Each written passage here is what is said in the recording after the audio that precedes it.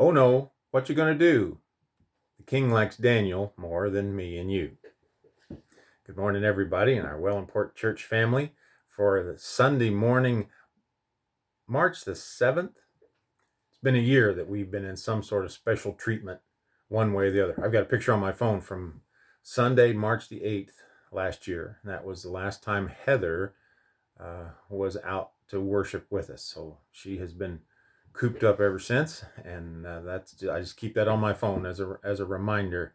Um, we've got better days ahead, and Lord willing, we are getting close to the end of this lockdown period. Lord willing, we will see each other face to face in the days ahead. Hopefully, a week from now, if everything stays the way it's supposed to be. Pray that it does. That everything will work out and we'll be able to be together even in our limited capacity of the 30% rule. Well, have you got a song going through your head? If you've got young ones, or you ever have,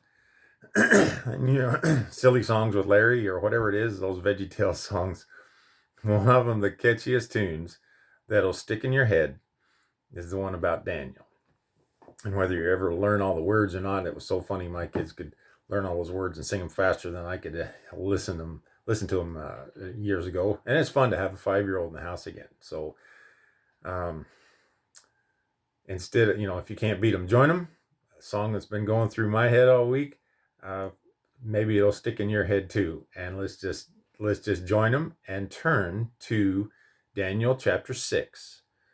That is where we see the story about Daniel in the lion's den. This comes after Daniel and his friends have proven themselves faithful to God, and at this point in the story of the Babylonian captivity, which was then taken over by the Persians, we see King Darius is in place, and in Daniel chapter 6, verse 1, it says, "And it pleased Darius to set over the kingdom 120 satraps, to be over the whole kingdom, and over these 3 governors, of whom Daniel was one. And the satraps might give an account to them, so that the king would suffer no loss. Then this Daniel distinguished himself above the governors and satraps, because an excellent spirit was in him, and the king gave thought to setting him over the whole realm." That starts sounding like how Pharaoh treated Joseph. And there's another beautiful story of one faithful to God regardless, no matter what. Well, actually, in the time frame, Daniel's an old man by this point, and he has been there for what's nearing 70 years. And Daniel has been righteous the whole time. And there's a lot of lessons that come from this. And I think while it is a story that we may teach our children from a young age, of Daniel in the lion's den, something just amazing about, here come the lions. And so it's definitely an attention getter for the kids. But the lessons are not childish. This is an older man, faithful to God, in circumstances that are not normal. Can we relate to that? We've got circumstances that we think are not normal. Daniel was uprooted as a young man from Judea. He's a long way from home and nothing familiar. And we see that it's not just can't go where he normally does. He's going to have some stiffer constraints on him. And I think there are things in this lesson that apply, and we'll see some of them. That you've got politics, you've got politically correctness talked about. You've got administrative affairs, so you've got responsibilities. You've got people sniping at each other behind the back, and these are lessons of dealing with life that are exemplified in Daniel. Daniel has already lived a long life at this point, and he's going to live it a little bit more.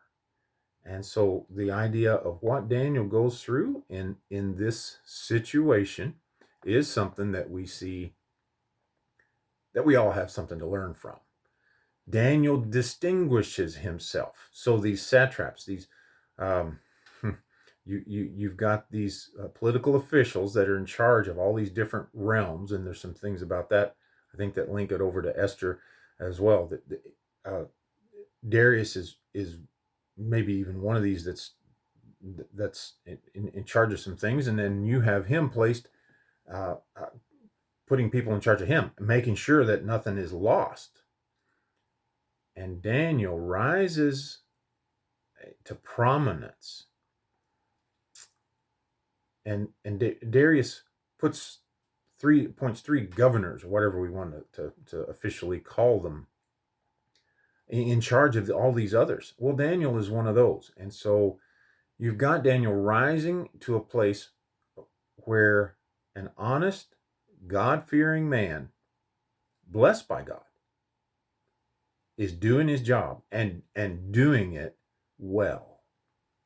Well, we see that in the world around us, there are always those trying to climb the ladder. And instead of just doing a good job themselves, they think they have to push somebody else out of the way. Let's go back and start in Daniel chapter 6 and verse 4. It says, "So the governors and satraps sought to find some charge against Daniel concerning the kingdom. But they could find no charge or fault, because he was faithful, nor was there any error or fault found in him. And these men said, we shall not find any charge against Daniel unless we find it against him concerning the law of his God." And there's where you wind up with people that they just can't stand it, that Daniel is an honest, upstanding guy doing his job and doing it well. We got to get this guy out of the way. He's making the rest of us look bad, who don't want to be honest, who don't want to be timely or responsible or whatever. And that's a very real condition that Christians may well find themselves in, tempted to compromise, because there are other people that are, I don't know, what do you want to call them, slackers? Somebody that doesn't want to do a good job, and they see somebody else trying to do a good job, and they think, well, instead of me picking it up, I need to slow that guy down. And so you've got these folks conspiring against Daniel. And instead of saying, well, that, and they admit, we're not going to find anything wrong with him, except in how he worships his God. That somehow that's going to put him in some conflict. Well, what did they do? But actually make one up.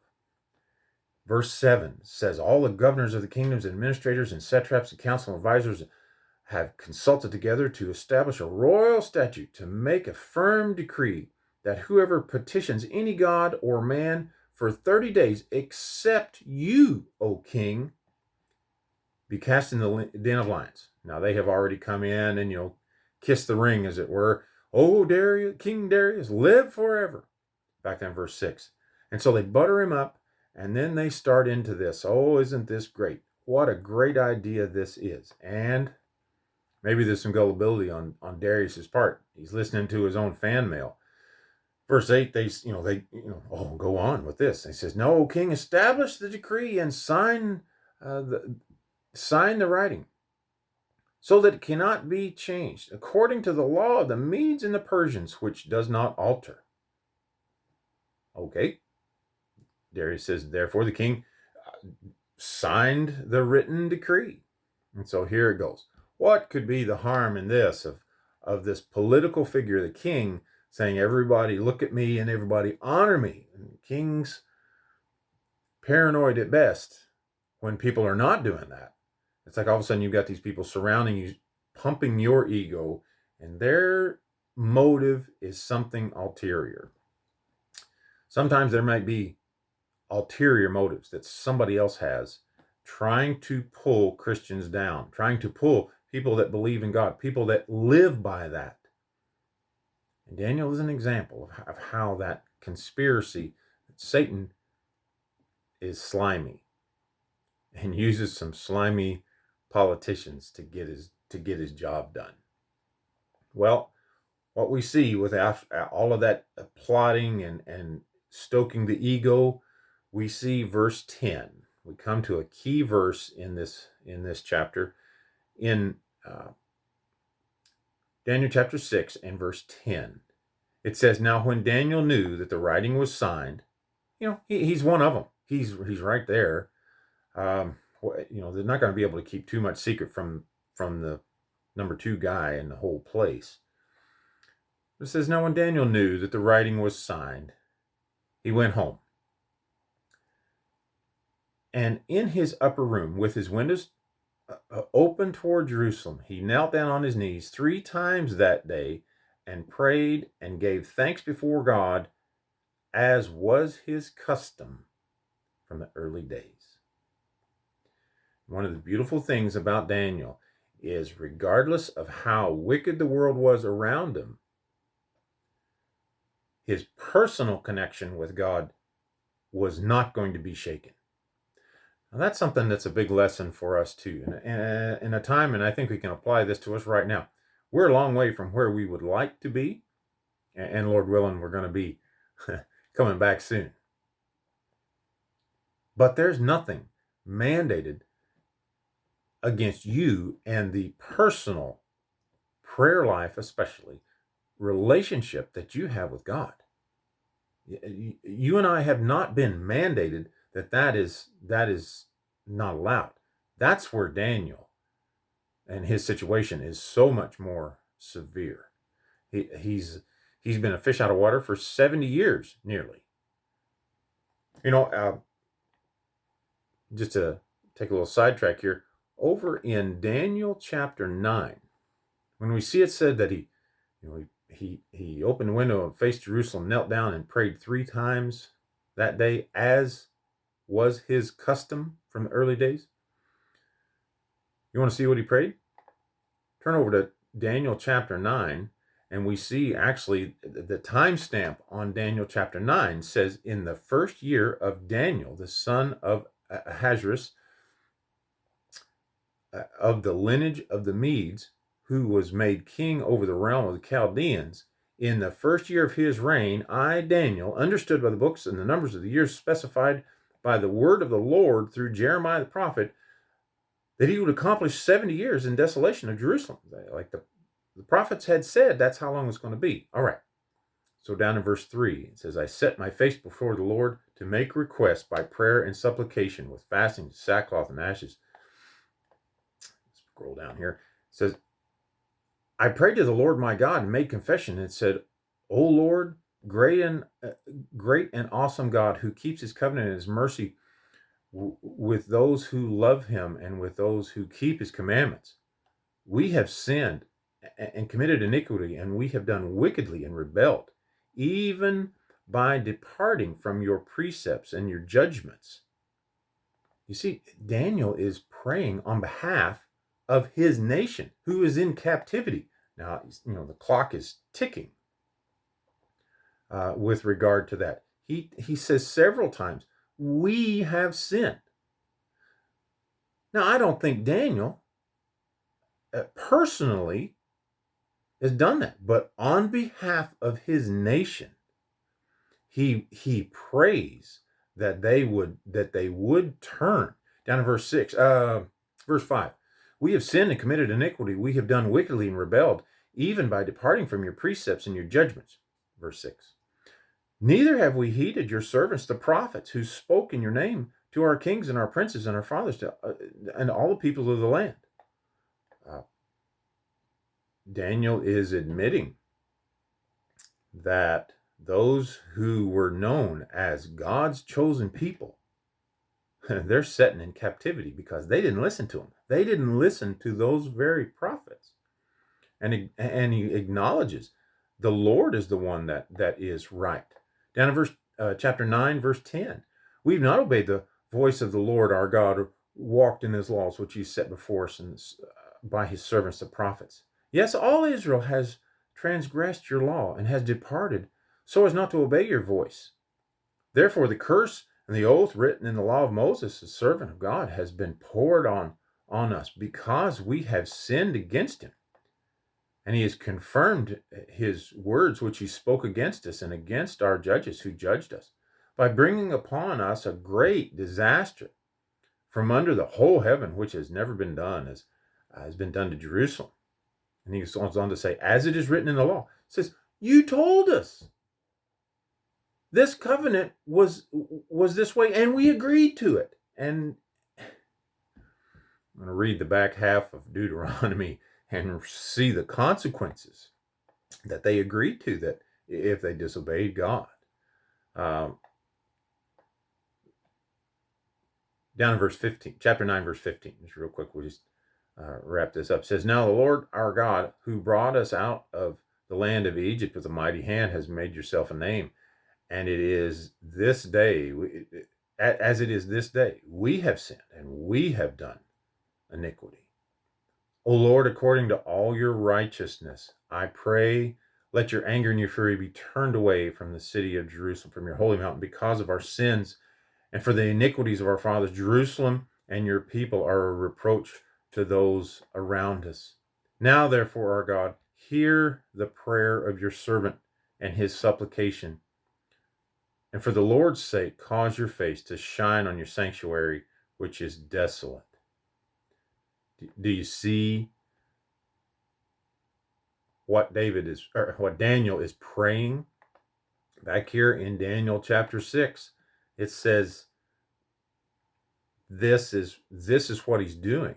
And it's interesting that in the same time frame you have him figuring it out.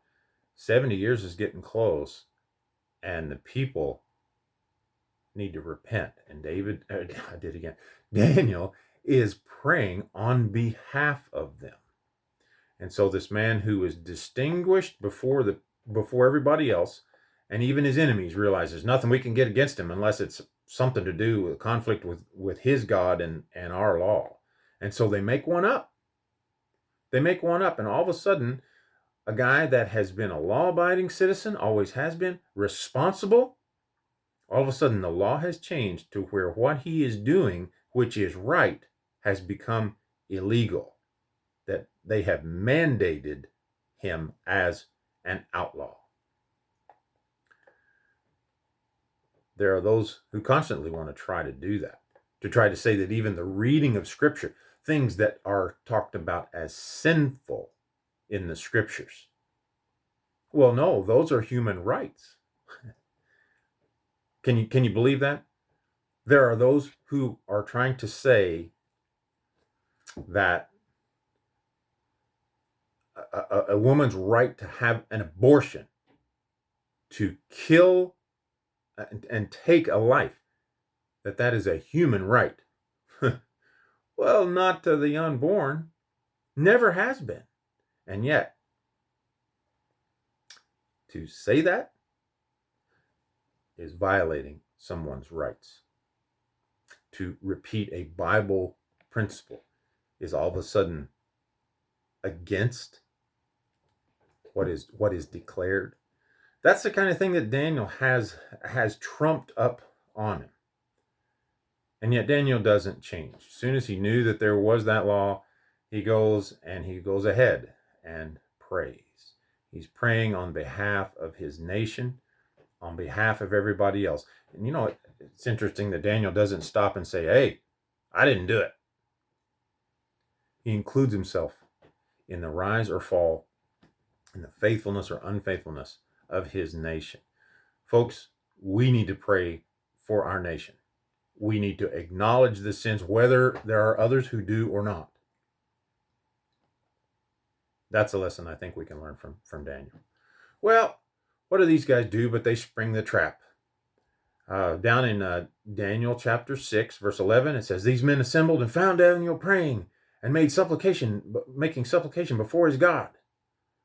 And they went before the king and spoke to concerning the king's decree.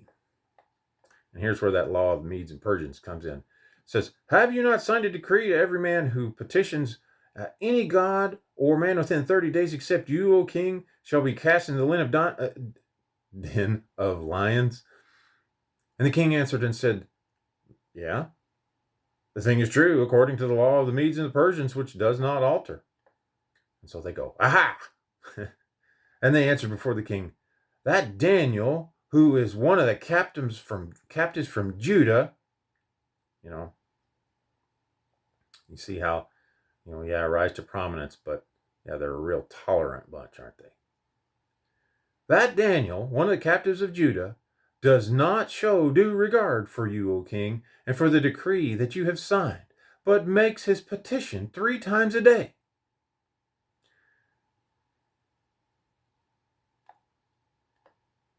And the king, when he heard this, was greatly displeased. Now, Darius, I think, sees that he's been duped by the political swamp of the day. He says he was greatly displeased with himself and set his heart on Daniel to deliver him. And he labored till the going down of the sun to deliver him. And so somebody knows, right? Somebody knows who's really the honest one and who's really the swamp creature trying to deceive here. Verse 15, it says, and these men approached the king and said, know, O king, that it is the law of the Medes and the Persians that no decree or statute which the king established may be changed. So the king gave the command, and they brought Daniel and cast him into the den of lions. Now, this is a point I always make with this. I'll always have, I think. They said, yeah, bring him, and we'll cast him in. 16 continues on saying, but the king spoke to Daniel, saying, your God whom you serve continually, he'll deliver you. You may have a boss who knows how you live, knows the standards that you abide by, and truly may respect the fact that you abide by them.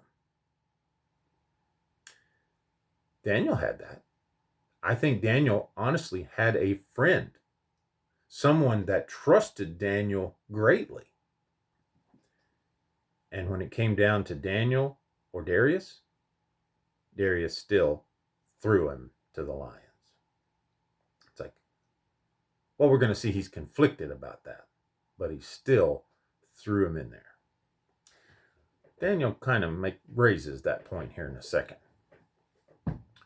So, Daniel's getting tossed in the lion's den, and Darius is saying, your God whom you serve continually, he'll deliver you. Yeah, thanks a lot.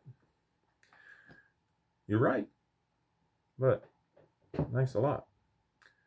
Verse 17 says, and the stone was brought and laid at the mouth of the den, and the king sealed it with his own signet ring and with the signets of his lords, that the purpose concerning Daniel might not be changed. So there's how they caught the king and how they caught Daniel in the process. It says, now the king went to his palace in verse 18 and spent the night fasting, and no musicians were brought before him. And so his sleep went from him.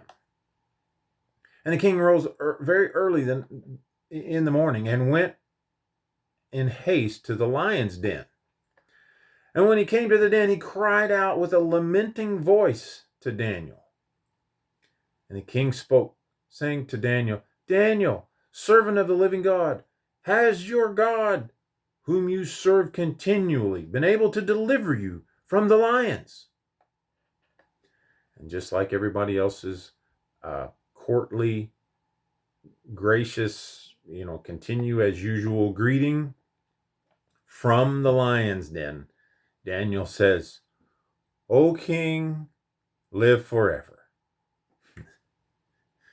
Yes, your majesty. That's what he did. It says, my God sent his angel and shut the lions' mouths so that they have not hurt me, because I was found innocent before him. And also, O king, I have done nothing wrong before you. And we see that there's also a good lesson here, that who is it who can harm us if we are doers of what is good? Daniel stands up for himself. He's in the lion's den, for what good it did. He got thrown in the lion's den. But when it came time to acknowledge this, he shouts back at Darius and says, King, this isn't a game. This isn't politics. This isn't one person better than the other. God did deliver me and shut the mouths of the lions, because I haven't done anything wrong before God, and I haven't done anything wrong before you. There is a humble servant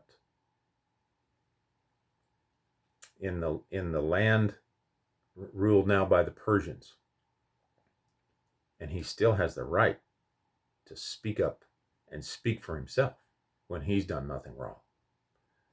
There's a good lesson there for us, to be humble in how we do it. Acknowledge that it is God that delivers us, and if we've done nothing wrong, we have the right to say so. Well, it's interesting. We'll just finish this up and get to another phrase that's now living in my head. It says the king was exceedingly glad for him and commanded that they should take Daniel up out of the den. So Daniel was taken up out of the den. No injury was whatever was found on him, because he believed in his God. Now, the little finish of this story is that Darius makes a declaration, and a few other folks are in trouble. It says, and the king gave a command, and he brought those men who accused Daniel and cast them into the den of lions, them, their children, their wives, and the lions overpowered them and broke all their bones in pieces before they ever came to the bottom of the den.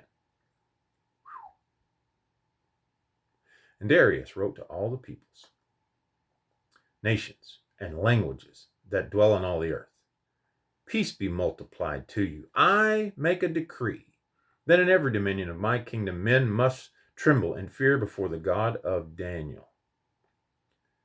For he is the living God and steadfast forever. His kingdom is the one which shall not be destroyed, and his dominion shall endure to the end. He delivers and rescues, and he works signs and wonders in heaven and on earth. He who delivered Daniel from the power of the lions, so this Daniel prospered and reigned in the reign of Darius and in the reign of Cyrus of Persia. When we were going through this story, and a few of the kids' stories don't really finish with what happened after Daniel was delivered, that those fellows, sounds like there were a lot of them that were, they weren't wanted Daniel done, and they wind up being the ones thrown in the lion's den. It was just cute that in telling the story, little Jalen says, and Daniel was pulled out, and then they threw those guys in, and the lions had a good breakfast. That was a good breakfast. And it's like, well, it was the next morning. Hadn't thought of it that way. But what do we see Daniel do? As we finish up our lesson here, we see that there was a process of good habits. Daniel, as an old man, it says that he prayed to God, as was his custom since early days. You know what? Don't wait till you're old. Establish the right habits now. You know, that phrase that's there. There's a couple other places in the Bible that it's used where it says, as his custom was. Jesus has talked about that in Luke chapter 4 and verse 16. It says, so he, that Jesus, came to Nazareth, where he had been brought up, and, as his custom was, went into the synagogue on the Sabbath and stood up to read. Jesus, from his early days, went to Bible study. Acts chapter 17, you see the Apostle Paul talked about it in the same way. One of his teaching methods was to go where believers in God were. And often, sometimes, maybe a lot of times, when they didn't necessarily accept what Paul said. But in Acts chapter 17, verse 2, it says, Then Paul, as his custom was, went into them for 3 Sabbaths and reasoned with them from the Scriptures. He would go to the synagogues, as his custom was. This was a technique when Paul went to town. Well, the qualities of Daniel that we see in this chapter are not just catchy things for the kids. He was one that's talked about in verse 3 of Daniel 6, verse 3, that he was one of an excellent spirit. You know, as a Christian, that is something that we need to have. We need to have an excellent spirit. We might refer to it as a positive mental attitude. Optimistic is a word that comes into play. How do we deal with things? And maybe sometimes the willingness and the ability that goes along with it to work hard, to put our efforts into it, that's looked at as an excellent spirit. There are those who were looking for faults and couldn't find any. You know, and even blessed by God, that was a situation that, even Solomon found. Find my reference here for it. Yeah, in Ecclesiastes chapter 4, one of the things that Solomon talks about in his building projects, in amassing himself wealth and education and trying to experience everything, looking for what would truly make one happy under the sun. Just interesting that in Ecclesiastes chapter 4 and verse 4, it says, And again I saw that for all toil and every skillful work a man is envied by his neighbor. And it says this also is vanity and grasping for the wind.